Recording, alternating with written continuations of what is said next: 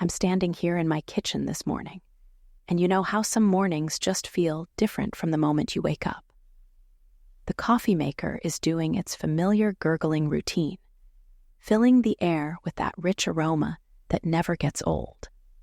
And I've got the window thrown wide open to let in this absolutely perfect June breeze. There's something about early summer mornings that makes everything feel possible. You know what I mean. Benny is positioned right by my feet, doing his very important job of breakfast supervision. This dog truly believes that every single meal preparation might just be the day I finally come to my senses and share whatever I'm making. The expression on his face is so earnestly hopeful, like he's presenting a compelling case for why he absolutely deserves at least a tiny taste of my morning toast. I swear, his optimism about food possibilities never wavers. No matter how many times I explain that dog food and people food are different categories entirely. His dedication to this cause got me thinking about other people I know who approach their passions with that same kind of unwavering hope and commitment. Elena immediately comes to mind, especially with everything she's been juggling lately with her sister's wedding cake project. The last time we talked, I could hear this mixture of excitement and absolute terror in her voice when she described her latest practice attempts. You know, Elena, being the generous soul that she is, volunteered to make Maria's wedding cake despite never having tackled anything quite so ambitious before. We're talking about a 3-tier lavender honey creation for 75 guests at an outdoor July wedding, which sounds absolutely beautiful and completely intimidating at the same time.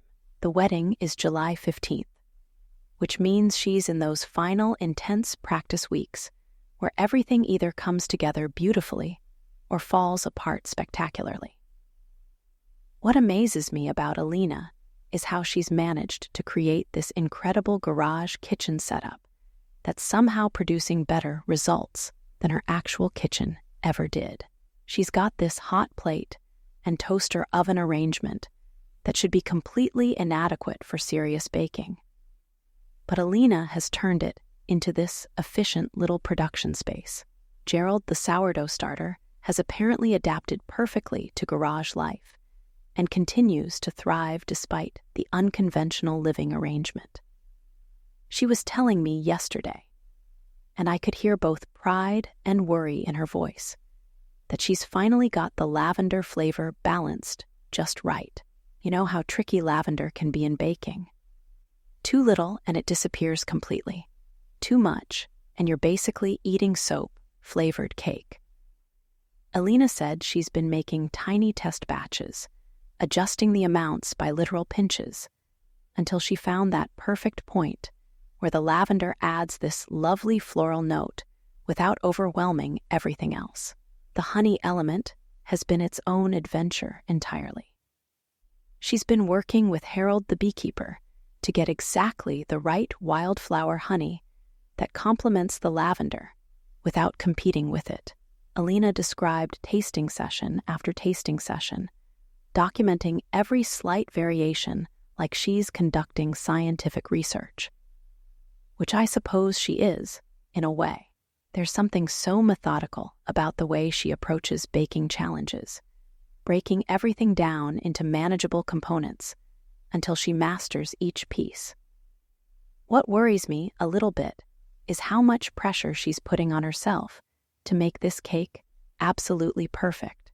I know she wants to honor her sister and create something truly special for the wedding.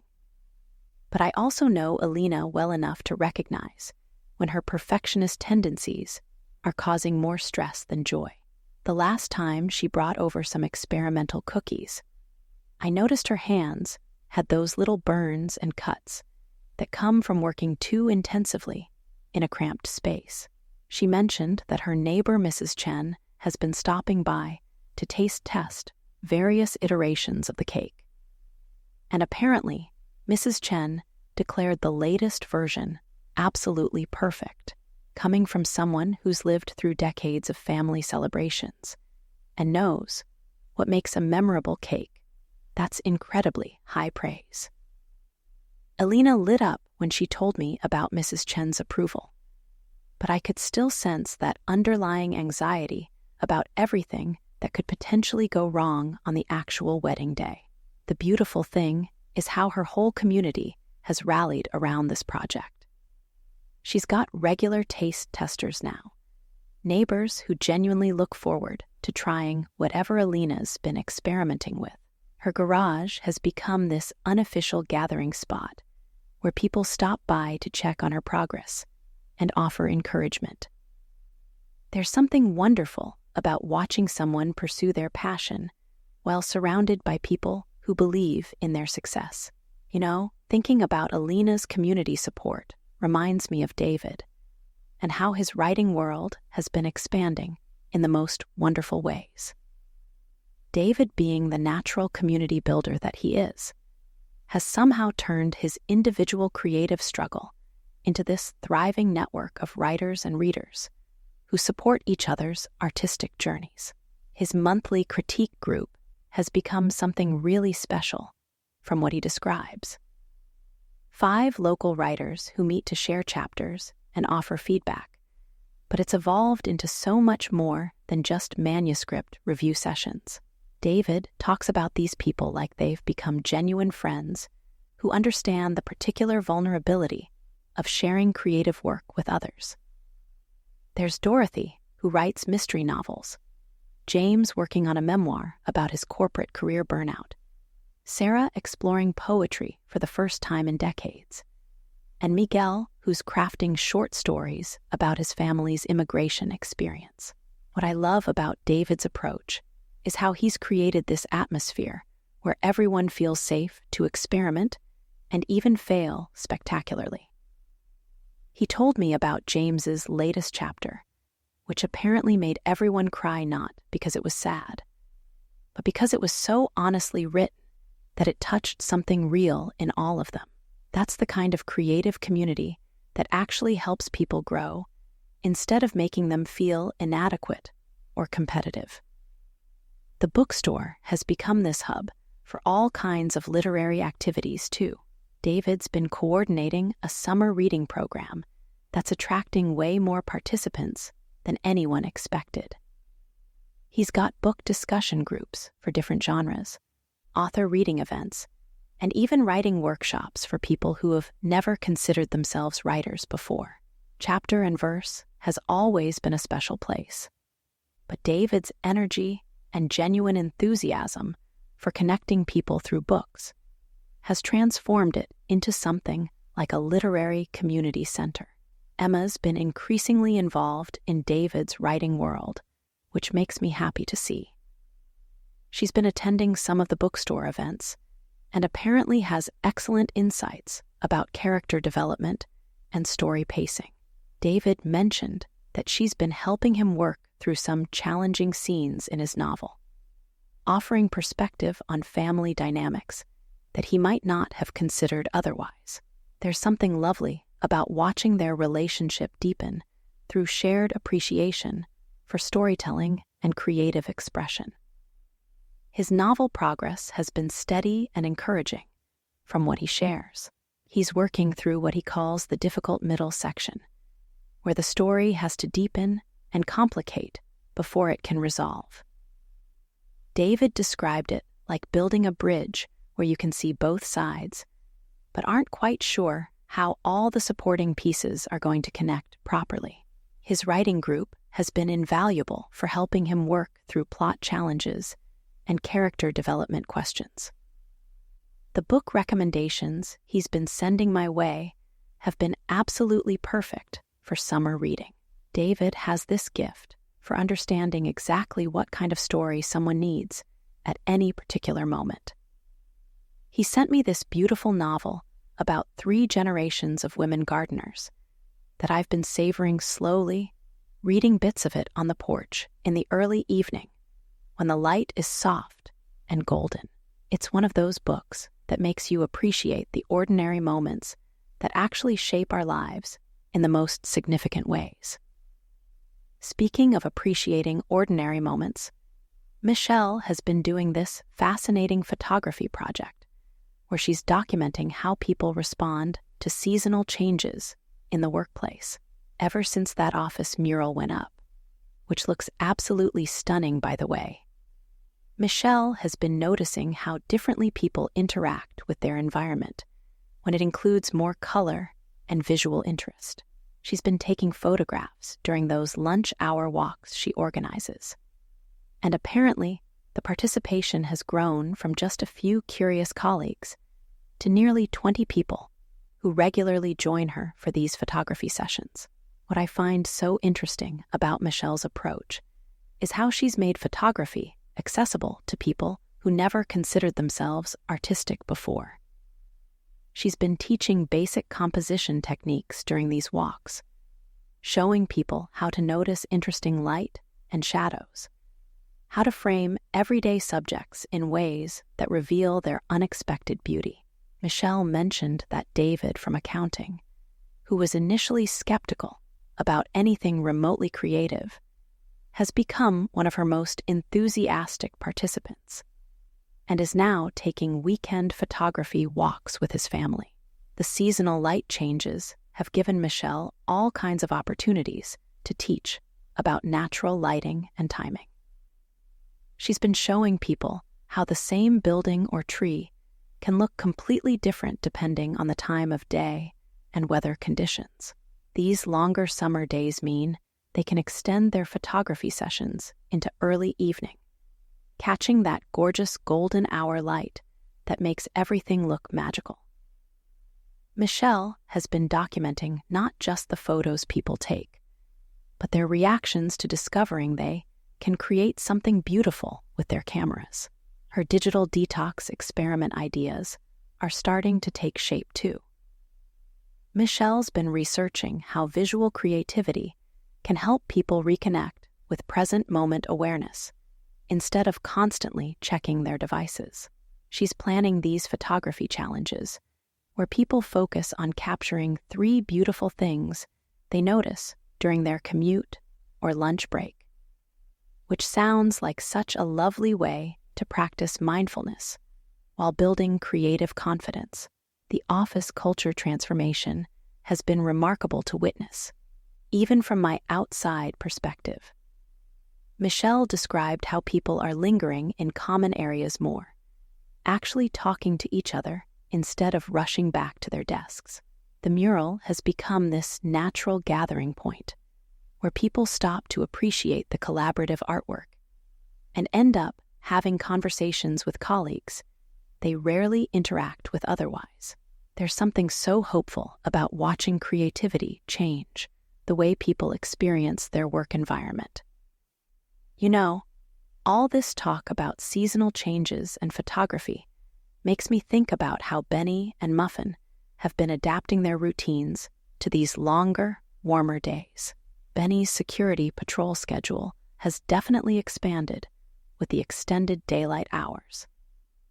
He's been doing his important perimeter checks both morning and evening now, making sure everything in our yard meets his exacting standards for neighborhood safety. This morning, I watched him conduct his thorough investigation of the corner, where Mrs. Chen's climbing roses have been growing over the fence. He approaches each familiar spot with such fresh enthusiasm, like he's discovering it for the first time, even though he covers the same route every single day. There's something endearing about his dedication to this self-appointed responsibility, especially when he pauses to assess whether any squirrels have been conducting unauthorized activities in his territory. Muffin has responded to the warmer weather by claiming every cool surface in the house as her personal property. She's been migrating from the bathroom tiles in the morning to the kitchen floor during peak afternoon heat, always managing to find that perfect spot where she can stretch out in full sploot position while maintaining optimal supervision of household activities. Her strategic sunbeam following has become an art form, timing her movements to catch the moving patches of warm light without overheating in the process. What I love about watching both of them adapt to seasonal changes is how their personalities shine through in different ways depending on the weather. Benny becomes more social and energetic with the longer days, while Muffin becomes more contemplative and selective about when she wants attention. They've both been tolerating the increased activity that comes with having friends visit more often during these beautiful summer evenings, though Muffin makes it clear that any disruption to her routine requires proper compensation in the form of extended ear-scratching sessions. The way they've adapted to our expanded social life has been pretty amusing. Benny treats every visitor like a potential new member of his security team, offering detailed briefings about important yard features and current threat assessments. Muffin conducts thorough evaluations of each guest's worthiness before deciding whether they deserve her presence or should be ignored entirely. Both of them seem to understand that summer means more activity and adjust their expectations accordingly. This time of year always makes me think about Robert and his various coffee-related summer projects. Bean, the office plant, has apparently experienced quite the growth spurt now that they've got more natural light streaming through the office windows. Robert sent me a photo last week of Bean's latest leaves, and honestly, this plant has become something of a celebrity in their workplace. People have been bringing plant-related gifts and asking for updates on Bean's progress, like they're checking on a mutual friend. Robert's weekend latte art practice sessions have been paying off in the most wonderful ways. He's progressed from those unidentifiable blobs he started with to creating consistently recognizable hearts and leaves. Amy has been incredibly patient with his obsession, and apparently she's become quite the expert at providing constructive feedback on foam texture and pattern symmetry. Robert mentioned that their Saturday morning coffee sessions have become this lovely ritual where he practices his technique while they plan their week and catch up on each other's projects. The coffee farm trip planning has been moving forward with careful attention to both Robert's educational goals and Amy's need for activities that don't revolve entirely around coffee production. They found this wonderful bed and breakfast near several small farms that also offers hiking trails and local artisan shops. So Amy can pursue her photography interests, while Robert nerds out about sustainable farming practices. Robert's excitement about visiting actual coffee farms is absolutely infectious. Even though I know Amy sometimes wonders what she's gotten herself into with this particular passion of his. His enthusiasm has been converting unexpected colleagues too. Robert mentioned that 3 people from his office have started buying coffee from Apex after trying his cold brew samples. And apparently there's been serious discussion about upgrading the office coffee situation entirely, when someone's genuine excitement about quality makes other people pay attention to something they previously took for granted. That's when you know their passion is making a real difference. Speaking of steady dedication to long-term projects, Marcus has been making remarkable progress on his Toyota pickup restoration. The longer summer evenings have meant he can spend more time in his garage workspace, and apparently the truck is really starting to look like the vision he's been working toward all these months. Marcus, being the methodical person he is, has been documenting every step of the process, creating this detailed record of the restoration journey that's almost as impressive as the actual mechanical work. Angela's mechanical knowledge has been growing along with her confidence about hands-on projects. Marcus mentioned that she's been helping with some of the detail work and has developed real skill with tasks that initially intimidated her completely. There's something wonderful about watching someone discover they're capable of learning things they never thought they could master. Angela's pride in contributing to the restoration project has apparently been as satisfying for Marcus as his own technical achievements. The community workshop sessions have become incredibly popular now that the weather allows for outdoor demonstrations and group projects. Marcus has been teaching basic maintenance skills to neighbors who want to learn, and apparently his weekend garage has turned into this informal learning center where people bring their automotive questions and leave with practical knowledge they can actually use. His patient teaching style and genuine desire to help people become more self-sufficient has created this wonderful little community around practical skill sharing. The house hunting has been progressing too, with Marcus and Angela looking for properties that offer proper workshop space and room for both their interests to flourish. Marcus dreams of having a dedicated restoration area where he can take on bigger projects, while Angela wants space for her own creative pursuits. They're looking for that perfect balance where they can support each other's passions while building their life together. There's something lovely about watching two people plan a future that honors both their individual dreams and their shared goals.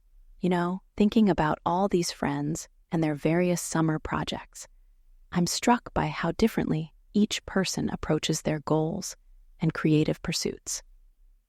Elena throws herself completely into mastering every detail of wedding cake perfection. David builds community around shared storytelling and literary exploration. Michelle uses visual creativity to transform workplace culture and individual confidence.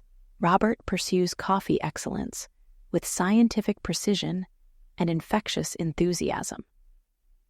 Marcus applies methodical problem solving to both mechanical restoration and skill sharing with others. Each of them has found their own way of balancing personal passion with connection to other people. And somehow, they've all created communities around the things they love most. There's something so hopeful about watching friends discover what truly engages them, and then find ways to share that enthusiasm with others who benefit from their knowledge and excitement.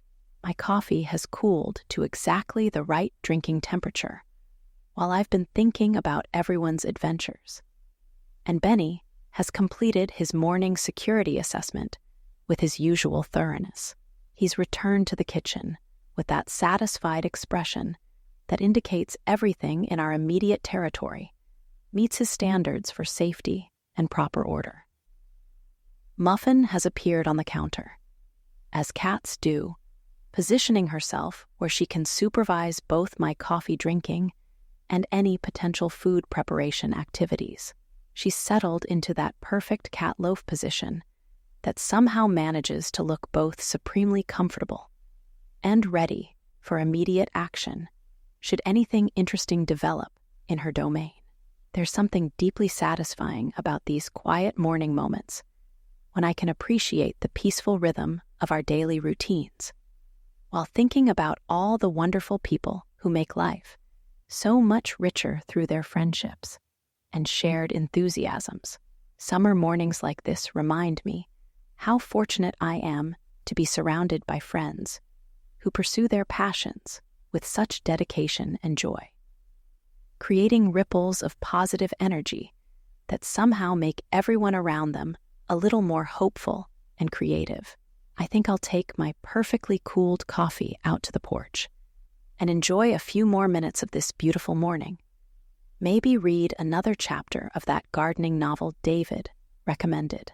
Sometimes the very best way to start a day is with gratitude for simple pleasures and the knowledge that somewhere nearby, friends are pursuing their dreams with the same steady hope that Benny brings to his breakfast supervision duties.